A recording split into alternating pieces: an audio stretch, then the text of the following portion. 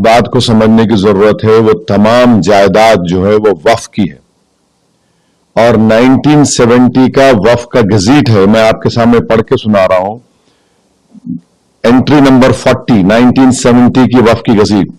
ख्वाजा फैज इलाही mask alias मस्जिद गोसियान and graveyard, over 100 years. 1970 में gazette government issue करती है सरकार, उसमें इसका जिक्र है।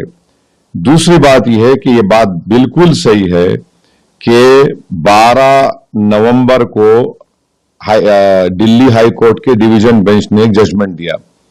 हैरत अंगेज बात यह है कि जो पिटिशनर है सेव इंडिया फाउंडेशन, ये लोग कोर्ट को जाते हैं। इनका बैकग्राउंड मुझे मालूम है, इनका बैकग्राउंड इनका बैकग्राउंड आरएसएस का है। ये लोग कोर्ट को गए, सेव इंडिया फाउंडेशन और एमसीडी को पार्टी बनाया गया, तो कोर्ट ने यह कहा कि एक जॉइंट सर्वे रिपोर्ट है जिसको ने इंक्लोज किया। अच्छा, ये जॉइंट सर्वे में कंडक्ट कौन कर रहा है? एमसीडी के लोग, डीडीए के लोग और आपके एलएनडीओ के लोग, रेवेन्यू डिपार्टमेंट के लोग और पुलिस ऑफिशियल्स। भाई जब जायदाद वक्फ की तो वक्फ क्यों नहीं है सर्वे में? सर 1970 का वक्फ का गजीट एंट्री नंबर 40, वो लिख रहा है कि 100 साल पुरानी वक्फ है ये। सर्वे में ये लोग नहीं है। और तीसरी हैरत अंगेज बात यह है कि ये कोर्ट के ऑर्डर में कोर्ट ने कैसे तय कर दिया कि जमीन उनकी है? कोर्ट को यह चाहिए था कि वक्फ ट्राइब्यूनल तय करता, वक्फ ट्राइब्यूनल को नहीं गया। चौथी बात यह है कि जब कोर्ट ने कहा कि एलडीओ की है तो उस वक्त दिल्ली वक्फ बोर्ड के एडिशनल स्टैंडिंग काउंसिल बैठे हुए थे कोर्ट में, इन्होंने कोई एतराज नहीं किया। पांचवी बात यह है कि कोर्ट ने कहा कि एमसीडी के डिप्टी कमिश्नर को, भाई डिप्टी कमिश्नर अपने ही मामले में कैसा फैसला करेगा बताइए? ये तो प्रिंसिपल्स ऑफ नेचुरल जस्टिस के खिलाफ है। तो इसीलिए दिल्ली वक्फ बोर्ड को चाहिए था कि इसमें पार्टी बनते, ये जो ऑर्डर आया, और उसको बताते कि भाई ये 1970 की गजीट हमारे पास है, ये वक्फ की प्रॉपर्टी है। तो ये नहीं किया गया। फिर जब ये ऑर्डर आ गया तो दिल्ली वक्फ बोर्ड को और वहां की कमेटी को इसके खिलाफ रिव्यू डालना था। हाईकोर्ट ने जरूर कहा कि 3 महीने के अंदर, माने फरवरी तक टाइम था, ना दिल्ली वक्फ बोर्ड रिव्यू डाला, ना वो कमेटी के लोग रिव्यू डाले। और नतीजा क्या निकलता है कि वहां पर वक्फ की जायदाद को, क्योंकि कोर्ट को आप जाकर पार्टी नहीं बने और कोर्ट ने एक गलत फैसला लिया प्रॉपर्टी का, वो तो वक्फ ट्राइब्यूनल डिसाइड करना है कि कौन उसका मालिक है या नहीं।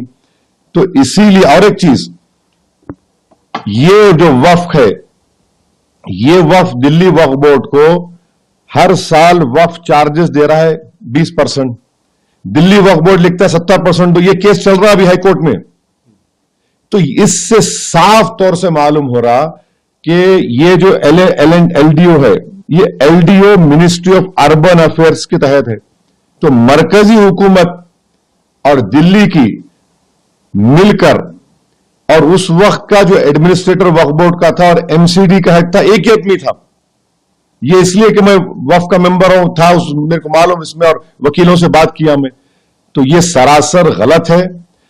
अहम बात यह है कि प्लेसेस ऑफ वर्शिप एक्ट 1991 क्या है बताइए फिर? 1947 15 अगस्त में जगह मस्जिद थी और ये सब मस्जिद की हिसार में था। कैसा आप लोग करिए? पार्लियामेंट का कानून है, उसको भी बाला रख दिए, तो उसको भी धज्जियां उड़ा दिए।